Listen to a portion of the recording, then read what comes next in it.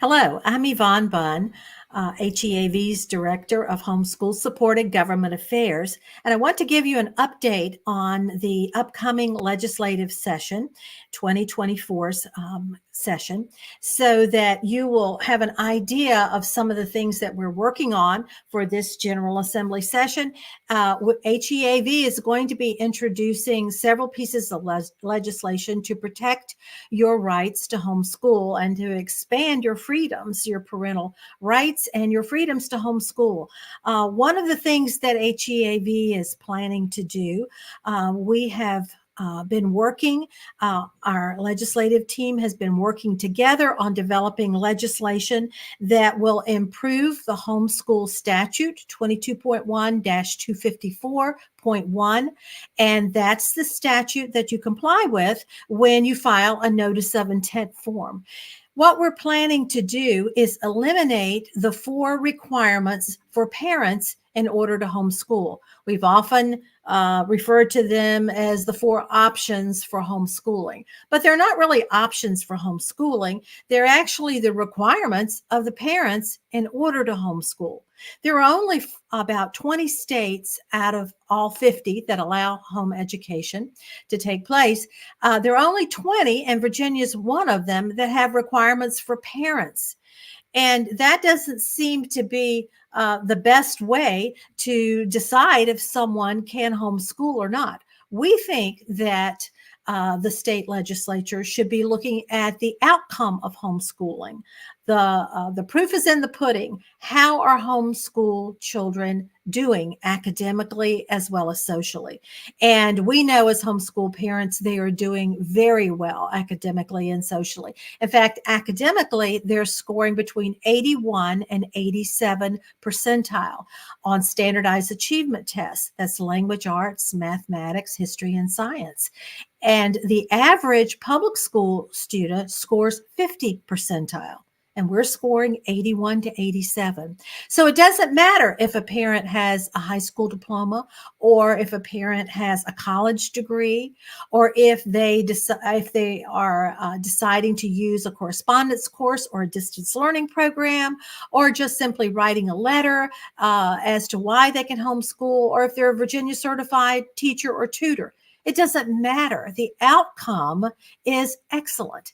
And so we think that that's the reason parents should be able to homeschool, by looking at the outcome. And so we are asking the General Assembly to eliminate options 1, 2, 3, and 4 in order for parents to homeschool, that they would simply file a notice of intent form and indicate the names of the children that you are providing an education for, and their date, their age as of September 30th of the school year, and provide that information, and then supply the results of a standardized achievement test or an independent evaluation at the end of the year. So we are working towards that during this legislative session. And you may say, well, that's good. And why would we do that? If you remember, as we've talked about in the past, our greatest challenges are with dealing with these 4 different requirements for parents, dealing with the division superintendents and their homeschool liaisons concerning these 4 ways that parents qualify to homeschool. So if we can eliminate those 4 things, then it will be much smoother for the local district superintendent's offices to work with homeschoolers, and much easier for parents also. So that's the purpose of introducing that legislation. And Senator John McGuire has agreed to patron that legislation for us to make homeschooler better for you. And so that's one of the bills that we will be introducing. The second bill that we'll be working on is a bill regarding privacy. And this bill regarding privacy has to do with public bodies that hear testimony or hear information. And we are asking that anytime a public body, which would be a local school board, or it would be the Department of Education.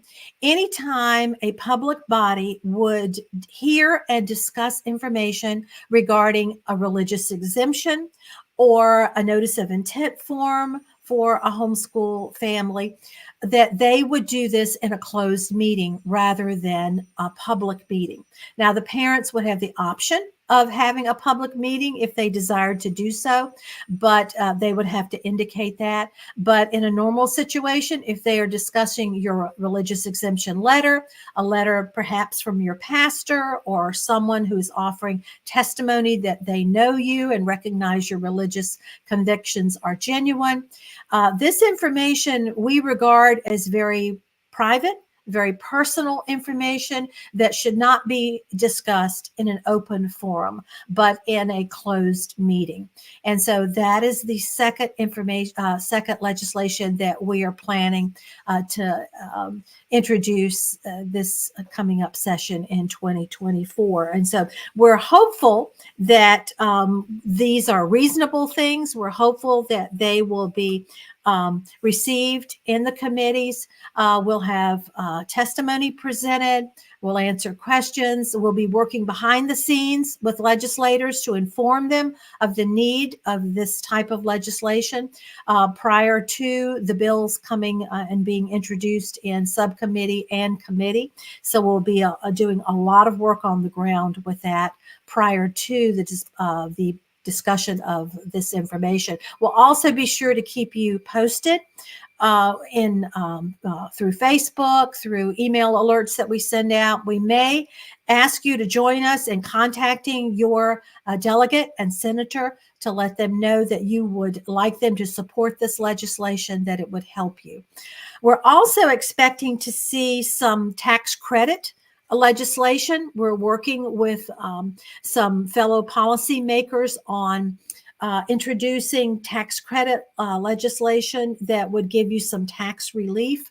And when you pay your taxes, that you would have a credit for the money that you're spending on curriculum, on distance learning programs, correspondence courses, textbooks, things like this. The expenses that you have with providing a private education for your children.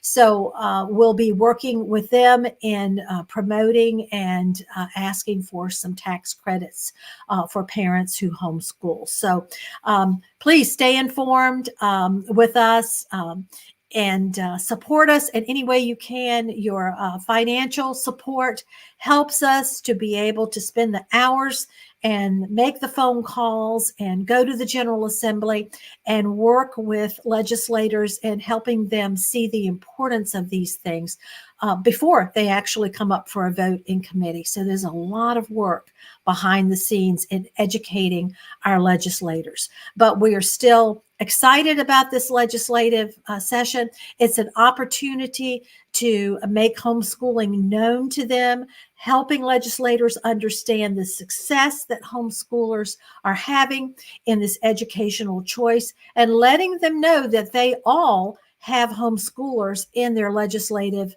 Senate and House districts. There are now over 60,000 homeschoolers in the Commonwealth of Virginia. We had 2 school districts that actually did not turn in their numbers for numbers of homeschoolers in their district. We have a large increase in homeschooling again this year, and it's continuing to grow. And so this has become a very mainstream way of educating children. And so we want to make our legislators more familiar with who we are, what we do, and what our needs are, so that they can represent you in the General Assembly and the things that you need. So we thank you for supporting HEAV with your donations as we work for you. God bless you.